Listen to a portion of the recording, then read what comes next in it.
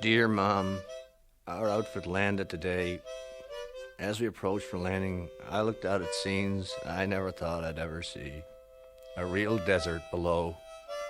Houses derelict and bomb sites everywhere. The people look haunted and savage. A grim place for sure. This is truly a hell. Yes, Mom, we've landed in Shannon.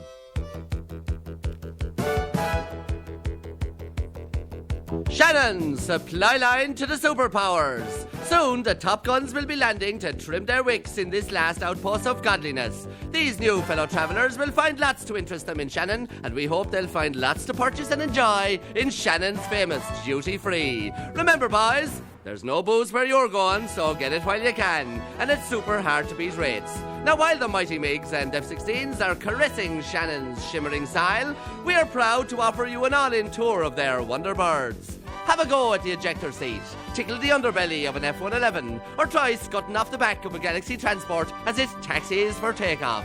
And while the boys are refueling, why not hold a hose for Uncle Sam, if you think you can handle it.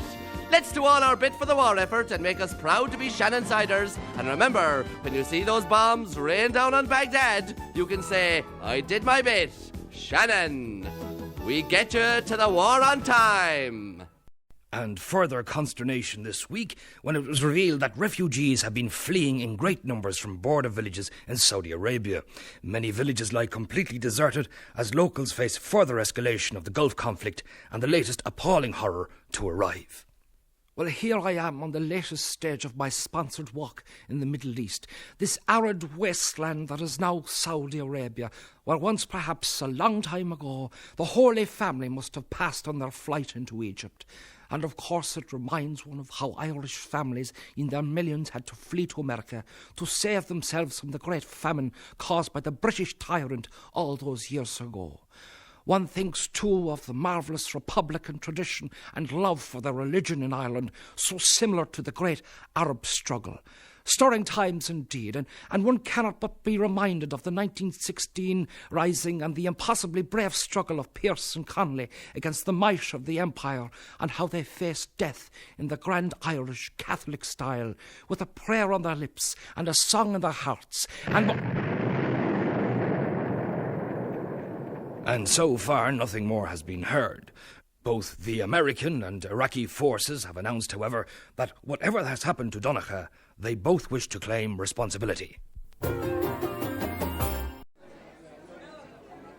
General Colin Powell, ITN. I'm sorry, I have no information on that at this time. Now, if you turn to these maps there, you'll see these little dots. Those represent our planes.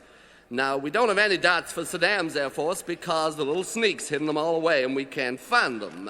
But if you look here, we have dots for the Iraqi pieces of cardboard. Not many of them left, let me tell you. We've destroyed almost all of Saddam's pieces of cardboard. Yep. We poured about 50,000 tons of high-tech explosive down there, and as you can see, no more cardboard. Now, this whole area over here on the map, you'll notice, several traffic lights in this area have been taken out through surgical strikes by our boys. Quite a few, in fact, and they're causing havoc on the corner of Hussein Street and Hussein Avenue, right in the heart of Baghdad. That will bring Saddam to his knees. Just wait and see. General, how accurate is your information? Finally, at this briefing, I wish to answer those in the media who complain about inaccurate information from the Pentagon. I just want to say, we are giving you the best inaccurate information available. You're getting it 24 hours a day, and you get it fast. Remember, Saddam's inaccurate information is much slower, it's inferior, and much less detailed. Now, that is the end of the briefing. CNN here, sir. I will now fail to answer any questions you may have.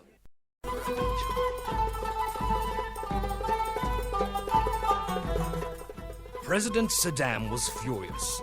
The rage of the Muslim overlord was known and feared throughout the Arab world. But this rage was unlike any previous storm felt within the walls of his palace. This was fury. I'm just raging. Ever since Nurse Bernie from Barna had started teaching him English, Saddam had looked forward to his daily lesson with childlike glee. They're great crack, so they are. Bernie had taught him many delightful idioms which he applied in his official functions. Bush can go shite. Thatcher, I wouldn't give her the steam of my... Perhaps in the end, though, it was the company of this soft-spoken, if somewhat plain, fun-filled child of the West that Saddam found most intriguing. Saddam, for a clever fella, you can be an awful gobshite, you know that? Bernie didn't flatter him endlessly, as others did, and Saddam liked that. It didn't seem to matter anymore that she wasn't exactly beautiful. He had learned a phrase to describe her. Bernie, you're like the back of a buzz. Well, you're no eye painting yourself, monkey mouth. The Iraqi icon had laughed at her, and indeed, after only 4 days in solitary confinement, he had forgiven Bernie and graciously allowed her out. After all, he wanted more lessons. But the following morning, instead of bringing Bernie to the palace, the guards brought only apologies, a note, and a slim hold on their heads. Saddam, you little scut. Do you think you can treat me like that and get away with it? Well, you can shove it. I wouldn't teach you to sit on a toilet straight if you went down on your knees and begged me. And that moustache is cat. Where'd you get it? A joke shop? And one other thing, you'll never learn English as good as what I've got. Never in a million years, gobshite. Saddam's rage knew no bounds. He ranted and roared, squealed and screamed, bellowed and bawled.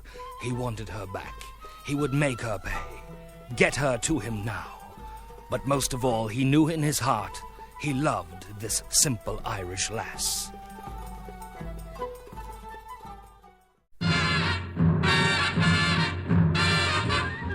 And now, fun and laughter with our Stone Age family and friends in... Meet the Flintstones.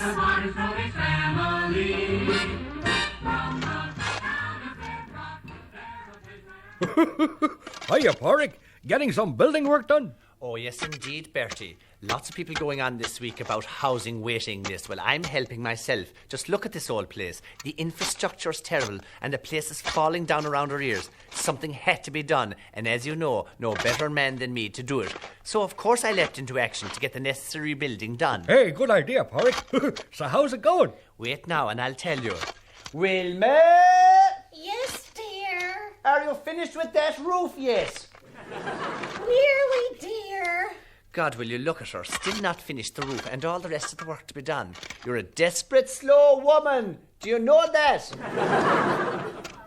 When are you going to put in the double glazing, paint the house and change the fireplace? I'll try not to take too long, dear, I promise. Well, come down now and make some tea and sandwiches for Bertie and me, will you? Right away, dear.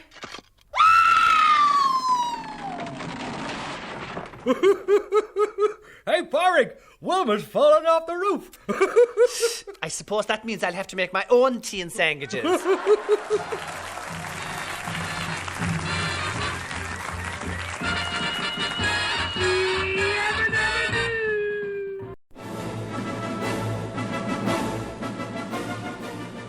And now, Collins of Arabia.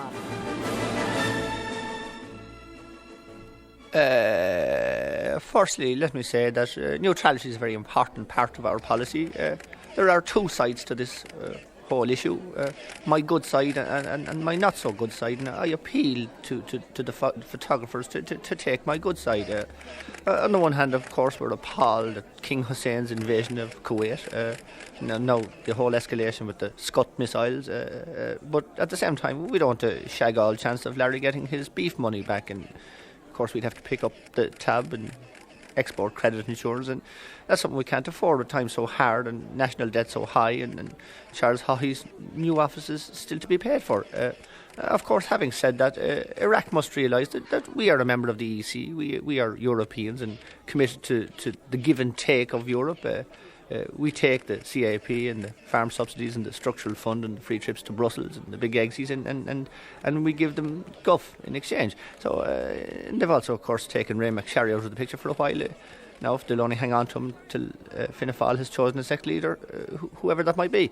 So that's why we have decided to allow the Americans to land at Shannon, though I hope now they're not going to turn Limerick into another Philippines or whatever. Limerick is a very important place, especially West Limerick.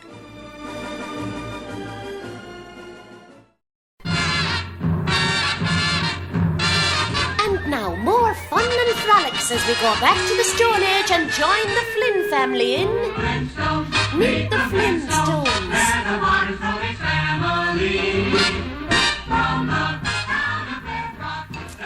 Yabba dabba doo, I've had a hard week in the dial. Oh, Wilma, get back in the kitchen and get some newfound interest in your family. Yes, dear, but I was thinking of starting a career, maybe doing a night course, getting out and doing something productive in the world.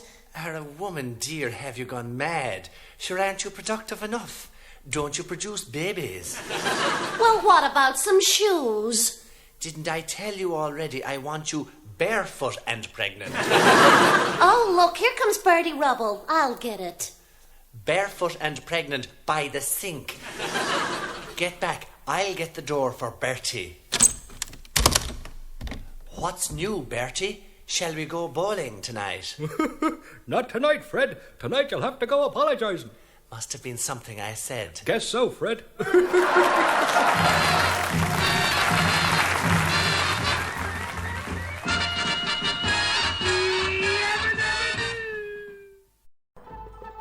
And now, the continuing saga of Bernie in Baghdad. It was Thanksgiving in the Gulf. The smell of roast turkey wafted across the Iraqi border from the American camp in Saudi. To Bernie, it was the smell of freedom. As she awoke under the bush she had hidden in for the night, she felt dirty, despondent, and fearfully hungry. God, I'd rip the leg off a turkey now. But she knew it couldn't be. And some stuff and lovely sausage meat stuff. She knew it couldn't be. Oh, but it can't be. That's lousy, that is, and the smell of it up my nose. Her exhausted mind wafted back to Barna, lovely Barna, and the Christmas when all the family gathered together in the rambling old farmhouse, and Bernie's dad, a broad, bronzed horse of a Connemara farmer, would stand at the dinner table and say, God bless us, everyone, or something like that. And then the entire family, with festive cheer, would tuck in.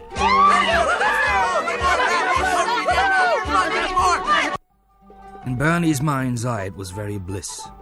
But instead of holly, candles, a quaint crib, and a brightly lit tree, Bernie's life was now arid, sandy wastes, a bush for comfort, and a life on the run from the dreaded dictator, Saddam. This is gorgeous. Her only comfort was Ahmadina, a poor but terribly loyal old Iraqi widow who also lived in the bush and had taken the Galway lass in and offered her the comforts of what the starving wretch was pleased to call home. But sure, what else would I be after doing? And the poor girl near death's door from the tiredness. Bernie had not needed to teach Ahmadina English. Many years before, in happier times, when she had a brief spell as Saddam's concubine, she did a diploma in Celtic studies at Trinity College. Ireland was in her blood. Do you know Mr. Singh? No, there was never any sings in Berna. But this morning, as Bernie awoke fully, she became aware that Ahmadina was near her with tears in her eyes. Bernie forgot her own dilemma in her sympathy for this sad old cast-off woman. What's up with you? Ahmadina could scarcely look Bernie in the eye as she replied in death-knell tones. Our great lord, mighty Saddam, he is after getting hold of your friend, so he is. He will be killed surely if you wouldn't be after coming back. His name is Tom. The appalling Iraqi heat could not prevent the cold fear sweeping through Bernie. The love of her life here in Iraq, and captured by Saddam. Bernie howled with tragic intensity. The bloody Egypt, what did he go and do that for? And together the women began to keen. Oh, your grief, you've lost him surely. You have lost the only playboy of the Western world. Ahmadina had always wanted to say that line. Friday. Next week, showdown in the Gulf.